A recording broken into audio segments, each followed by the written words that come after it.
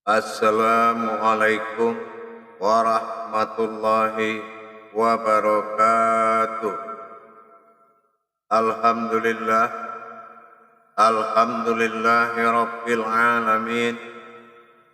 Assalatu wassalamu ala ashrafil anbiya'i wal mursalin, Sayyidina wa maulana Muhammadin.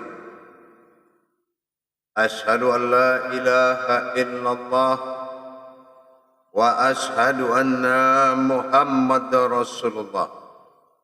Allahumma shalli ala Sayyidina Muhammad, Muhammadun Musa bihil wal ikram, ya wal jalil wal ikram. Allahumma shalli wa sallim wa barik wa karim ahzanil nabil karim. Ihdinil lazi min jamalika wa innal lazi bin jalalika wa innahu bin kitabika. Wa tahirin wal mujahidina amma ba'du. Ibadullah wa ittaqullah. Bersyukur kita kepada Allah dengan mengucapkan Alhamdulillahi Rabbil Alamin atas segala karunia rahmah dan hidayahnya, serta dengan izinnya juga kita dapat menjalankan perintahnya, beramal dan beribadah, lahir dan batin, dunia dan akhirat.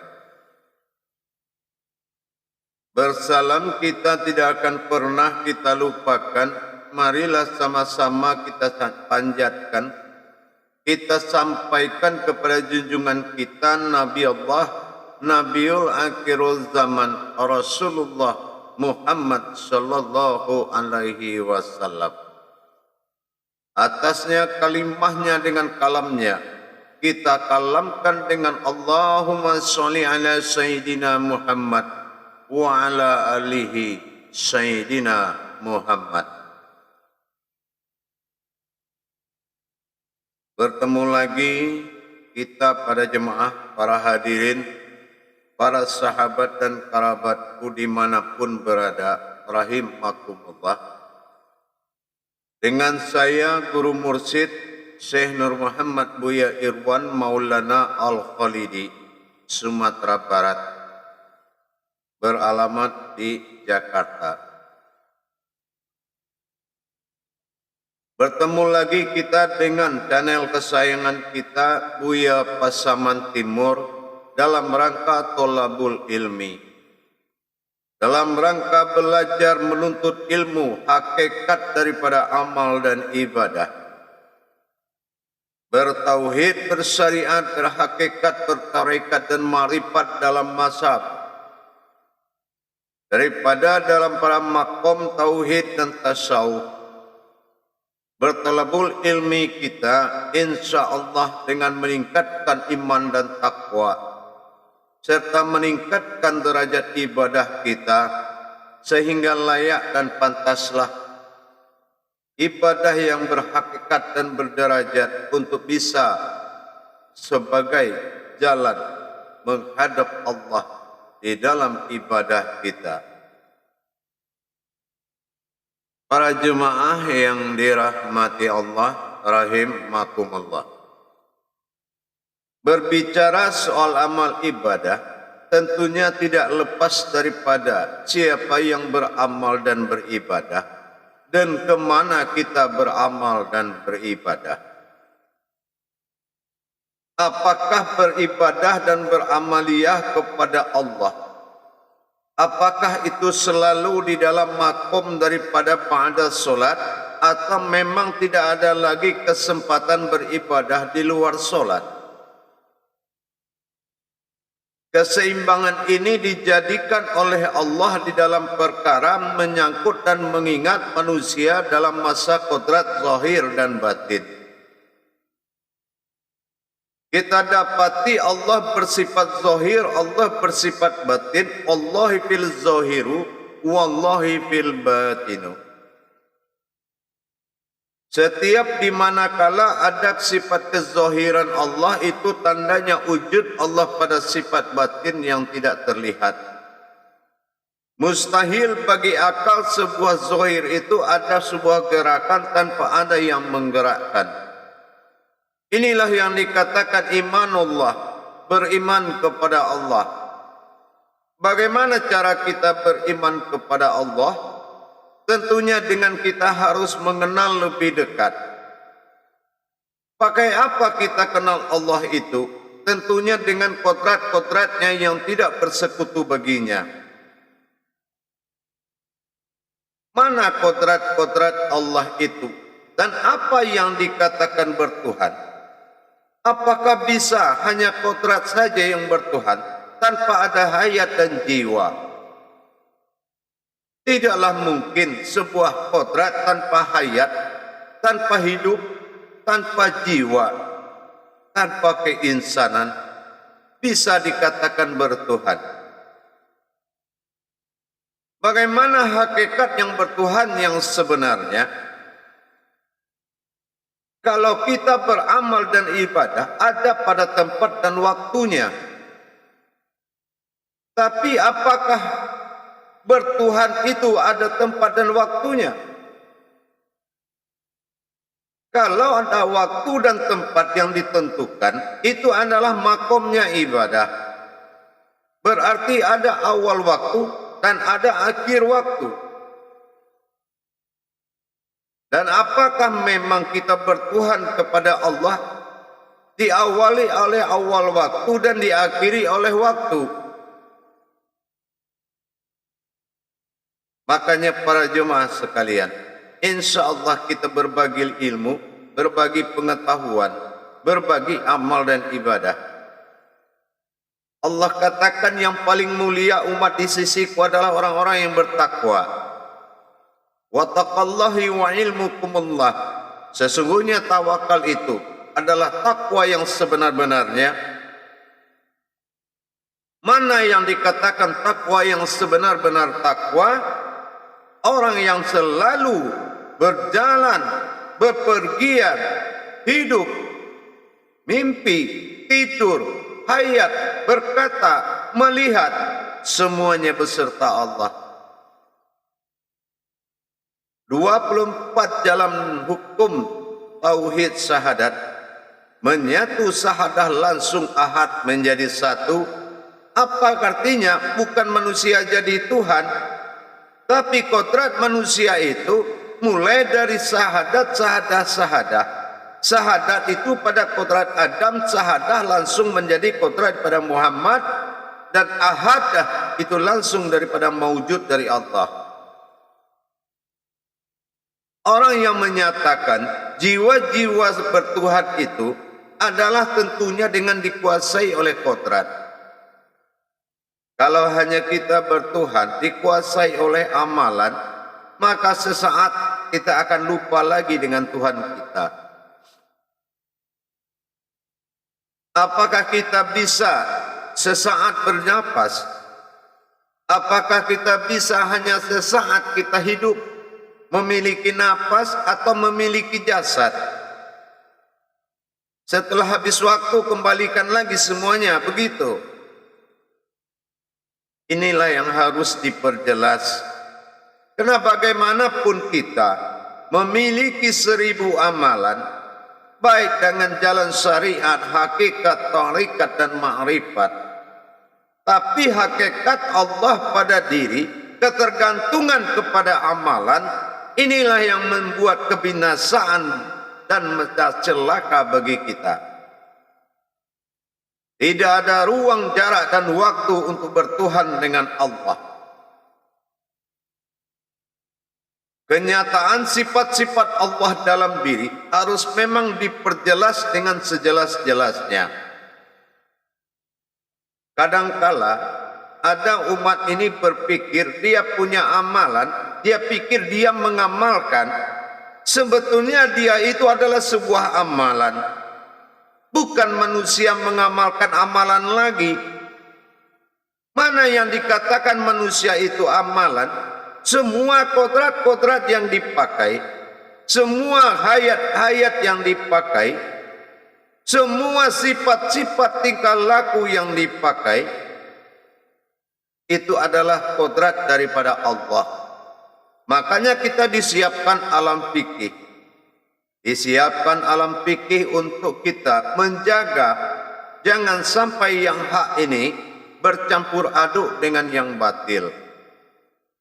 Kalau ada orang maling bersalah dan berdosa, dan kalau ada orang sholat beribadah berpahala, apakah perbuatannya itu memang perbuatan yang salah, ataukah memang ada satu kebenaran di diri dia yang membuat perbuatan itu berkata salah?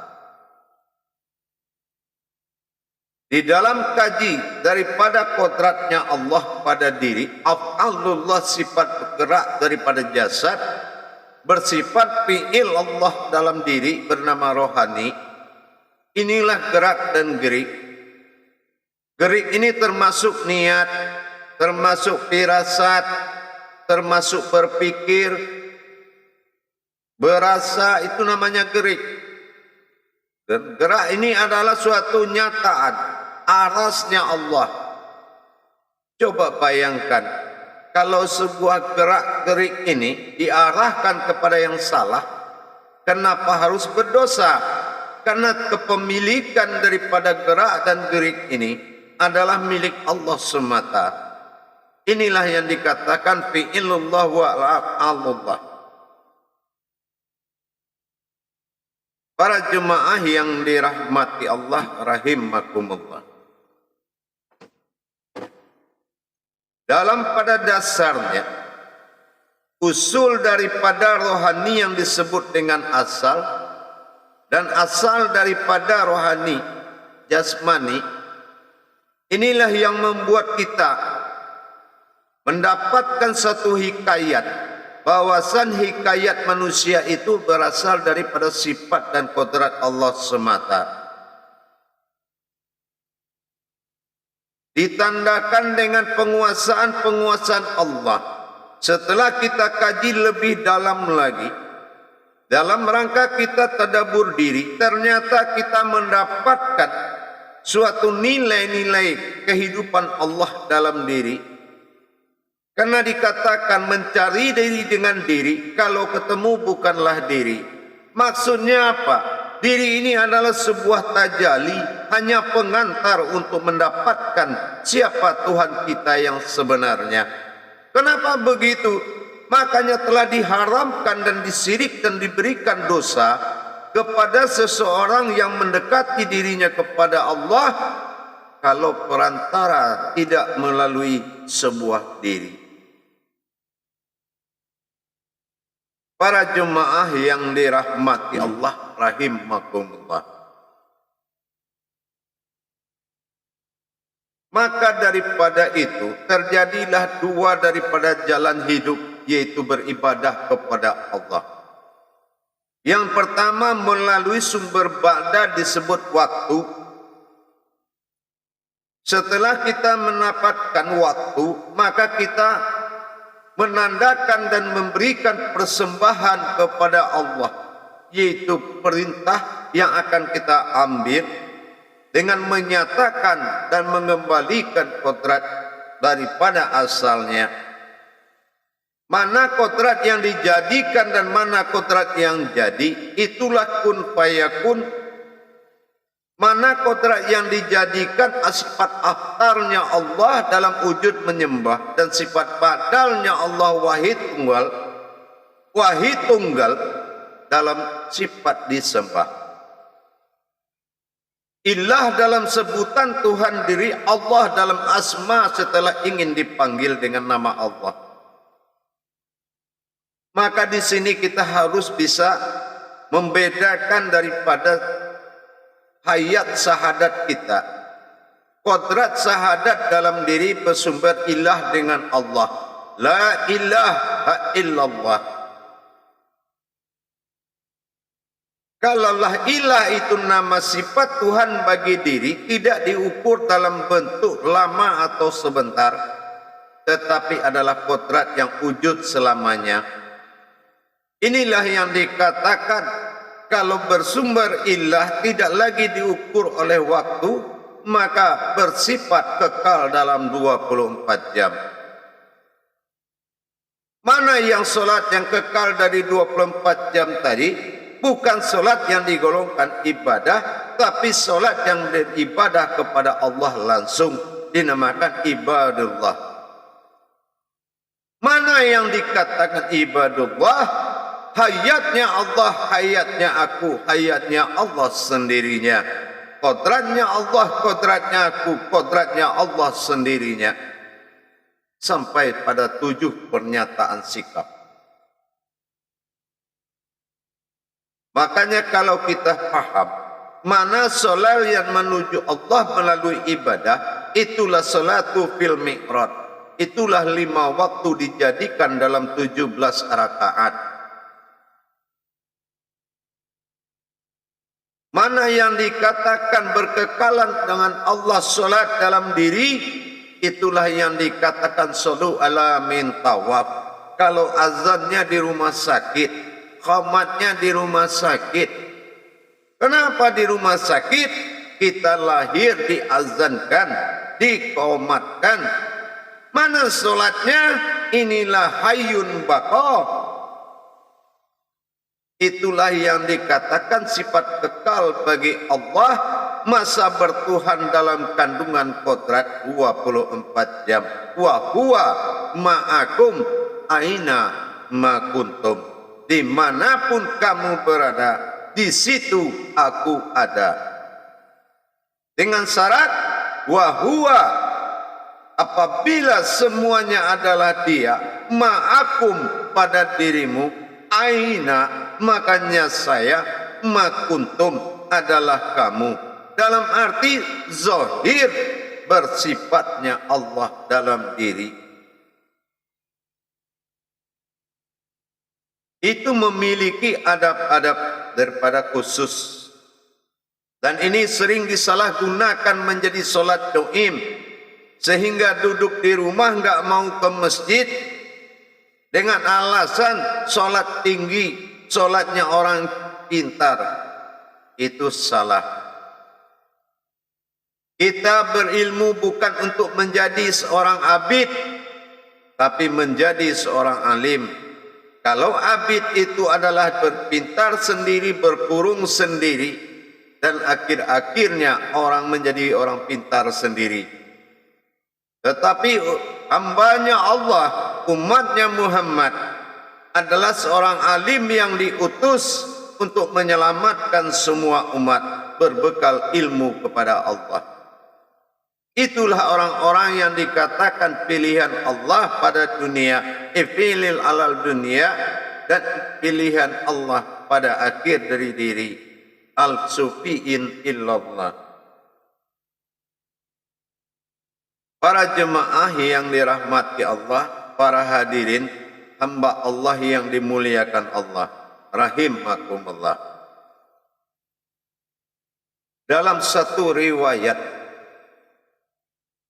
seorang guru mursyid ditanya oleh seorang muridnya, apa yang dikatakan solat 24 jam itu, wahai guru?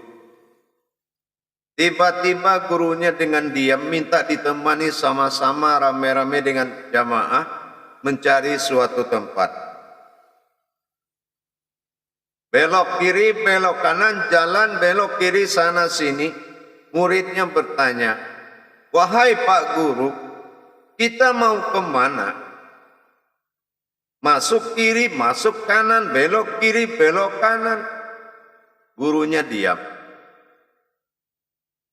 Sesampai di tempat, gurunya menjawab, maaf, tadi saya tidak bisa menjawab kalimat kata-kata kalian bertanya, karena saya lagi sholat. Mendengar perkataan guru demikian, terdiamlah semua murid. Akhirnya guru menjawab dengan suatu perbuatan, dengan makna, apakah kamu sudah menyanggupi dan memahami hakikat dari sebuah perjalanan dengan Allah? Sudahlah yang dia cari kita tidak tahu. Kenapa dia belok kiri, belok kanan, siapa yang menggerakkan? Ternyata kemauan dan semangat bukanlah salah satu syarat yang mengabdolkan sebuah ilmu harus diberikan. Tetapi kenyataan dan kebenaran hati untuk belajar bagaimana mengembalikan kodrat dan sifat Allah mawujud kembali menjadi sebuah insan dalam kandungan gerak dan geriknya Allah dalam masa 24 jam. Para jemaah yang dirahmati Allah rahimakumullah.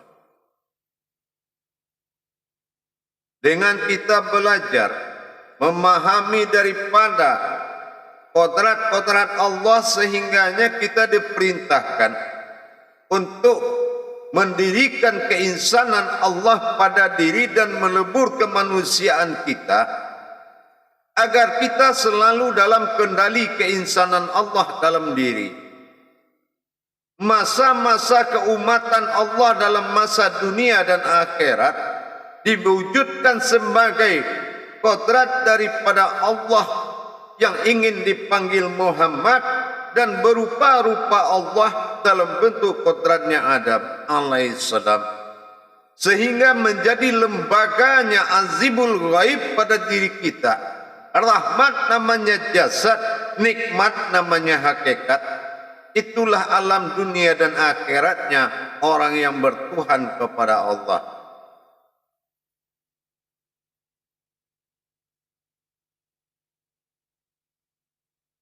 Kadang-kadang kita pernah dengar ada orang ingin mendekatkan diri kepada Allah.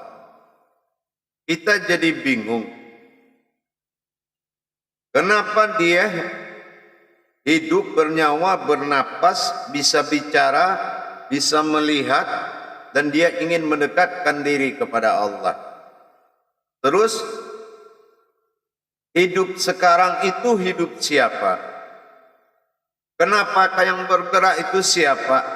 Yang bicara itu haknya siapa? Yang melihat haknya siapa? Dan kenapa dia bisa hidup?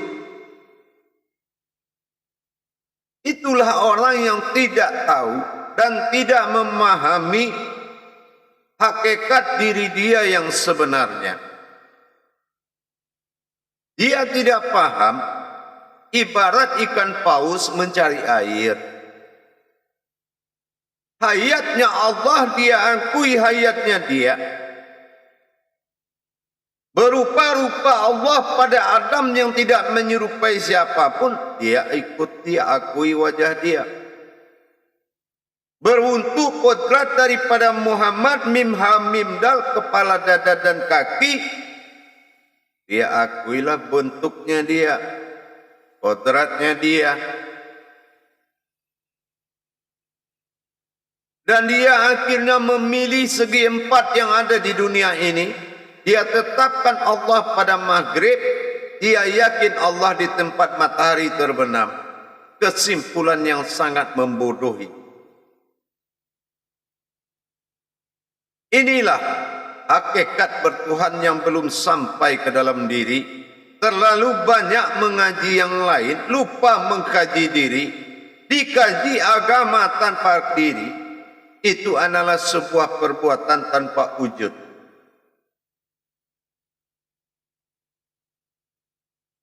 Awaludin ma'rifatullah. Memang awal agama mengenal Allah, tetapi tidak akan bisa sebuah ibadah tanpa kita belajar dulu menghadirkan kodrat diri dan Tuhan dalam sholat.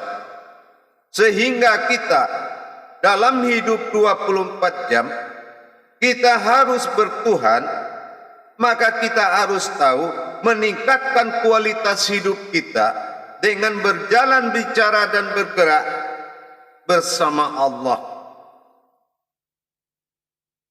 Apakah kita yang bersama Allah atau Allah yang menginsan ke dalam diri kita sehingga ada insan di tengah zat dan sifat? Para jemaah yang dirahmati Allah, tidak akan henti-hentinya kita belajar mendapatkan diri dengan diri. Kalau bertemu bukanlah diri, melainkan sesuatu yang berdiri. Carilah aku dengan aku, maka kau bertemu. Kalau bertemu bukanlah aku, mananya apa? Mana keakuan Allah dalam diri disebut na? Mana keakuan Allah pada dirinya sendiri bernama hu? Inilah yang dikatakan nahu. Kalau memang sudah kehidupan Allah yang nyata pada dirimu, maka itulah yang dikatakan kehidupanku, kata Allah. Nanya dia, akunya juga dia. Itulah nahu, berkeinsannya Allah pada diri. Para jemaah yang dirahmati Allah rahimakumullah, insya Allah, kalau memang semua sudah milik Allah, kalau kita katakan 7 sifat maknawiyah bagi diri, itu baru bersifat Allah dalam diri. Bersifat artinya bertingkah dengan sifatnya sendiri. Qadrat, iradat, ilmu, sama, basar, kalam, hayat maujud dalam tubuh sifat. Dasarnya sesuatu memandang, mendengar, melihat, berkata, hidup dan bergerak, berilmu.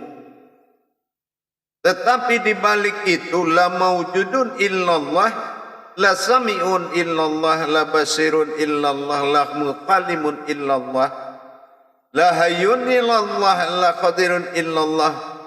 Semuanya maujudullah dalam diri yang hak. Kalau diri yang hak itu telah dibalut oleh sifatnya sendiri, sama, basar, kalam, hayat, maujudlah baru nampak sesuatu yang rahman bagi diri. Inilah lau mahfuznya Allah bagi diri adalah jasad yang berbentuk. Alangkah nikmatnya kita hanya sebagai sopir dan menyaksikan bagaimana tajalli Allah dalam menetapkan ketuhanan dan kedirian kehambaannya sesuai dengan perjanjiannya, sembahlah aku. Dan apa yang dikatakan sifat menyembah, aku dizahirkan untuk menyembah. Kalau kita dalam alam sadar adalah semua kodrat yang dizahirkan untuk menyembah, berarti bukan terpisahlah kodrat umat dengan Tuhan, melainkan bersifat umat Tuhan pada diri. Kalau belum paham, memang harus belajar jemaah. Jangan mengambil keputusan dan kesimpulan dalam kebodohan, tapi belajarlah dengan benar agar kita tahu kebenaran menuju kesuciannya Allah. Sebelum akalmu tunduk, sebelum hatimu dibuka, sebelum kodratmu diakui, Tuhan mana yang akan menghadiri hatimu? Karena Allah hanya menjanjikan fil qalbi alal ilmin wa ilmun. Hanya kodrat sebuah hati itu adalah ilmu, dan ilmu itu adalah sebuah janjian. Qalbi mu'mini baitullah. Hati orang yang berilmu itu rumahnya Allah. Bersifat an-nur, sifat daripada kodrat Adam dalam jasad dinamakan dengan sifat Adam, sifat zohir. Surat An-Nur juga Al-Quran. Berkodrat daripada Muhammad dalam kodrat zat Allah di dalam diri. Dan berkodratnya Allah dengan batin dalam nyawa disebut dengan diri yang hak atau diri yang batin. Maka di Al-Af'al, di surat Al-Anfal, di surat Al-Batin, semua kandungan hakikat Al-Quran itu adalah hakikatnya di dalam diri kita.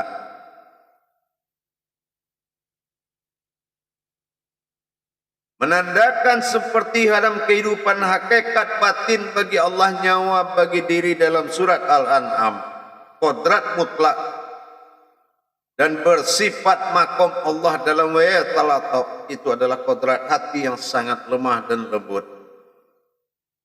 Begitu juga dengan denyut jantungnya, bertasbihnya alam kepada Allah dalam kodrat batin Al-Fatihah pada jantung, dan menuju sifat sir Allah dalam menjaga zahir dan batin dalam hayat menjadi umat atau menjadi kehambaan dirinya dalam kodrat Bismillahirrahmanirrahim. Maka dinyatakan iqra'nya dalam surat An-Nas, Al-Malik Yaumiddin Illahin Nas, dan ketuhanannya dari manusia.